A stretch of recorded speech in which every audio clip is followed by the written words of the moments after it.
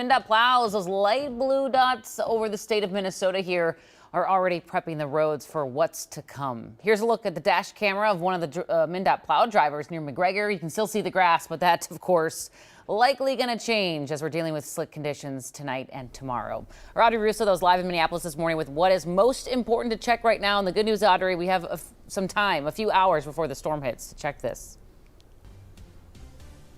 Absolutely. And first and foremost, I did this interview with a car shop back when we thought that the biggest challenge facing drivers was going to be that first chilly, maybe that first long drive of the season, headed to a relative's house for Thanksgiving. But now that we know that we're going to get a lot more snow tonight, it means that these car maintenance tips are all the more important. And if you haven't done a basic maintenance check on your car yet this season, your window of time is closing, and it's closing fast. Make sure all my fluids are good to go. I double check my washer fluid and everything like that as well.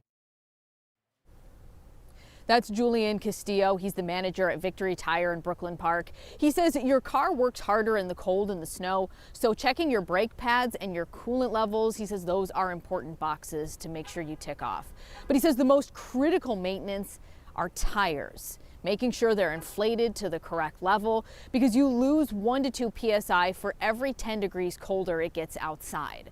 But Castillo says he's seen a lot of cars come in with a bigger and more expensive problem this fall. That's bald tires that aren't equipped to handle the incoming snow.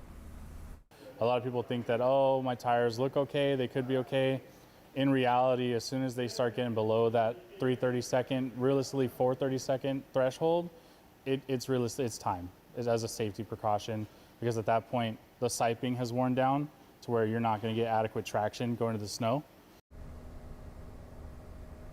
Now, legally in Minnesota, the bare minimum for your tires and your tread is 2/32 of an inch. And if that's a little bit difficult to visualize, here's a test you can do. Take a quarter, stick Washington head first down into the tread, and if you can see the top of his head, that's when you need to start thinking about replacing your tires as soon as possible. You can see on our news car right here, the top of his head is covered, so we're good at least for another season.